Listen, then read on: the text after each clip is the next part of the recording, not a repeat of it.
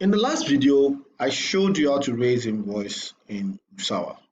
In this video, I want to show you how to add payment to invoices in Usawa. Now, to add payments, first go to your outstanding invoice, which you can access from here, and you come to the invoices dashboard where you have the sales order, unpaid, paid, and all that different sequence. Click on the unpaid because that's what you want to go to. This was the last invoice we raised, which you can see you have all the um, um, bars of what you need, which you can do, token of what you can do to it. Click on it, and it's going to open the invoice up. Once the invoice is opened up, scroll to the bottom of the invoice. You will see record a quick payment on this invoice. You can put one, the bank, the actual bank the money was paid in by the client.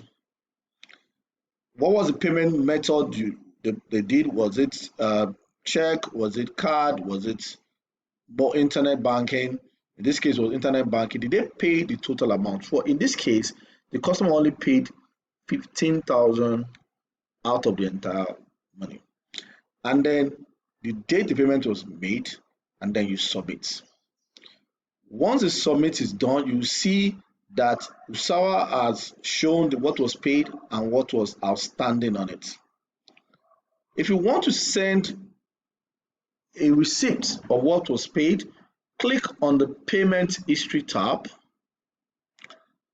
and here click, if you generate the PDF, you can send this PDF to the customer showing the evidence of the payment that has been made.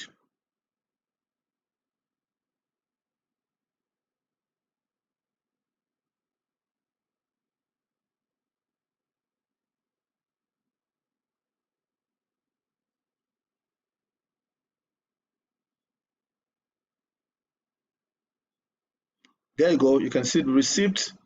This is the total amount, and this is what is outstanding, total amount paid. This is a receipt that the company is going to get.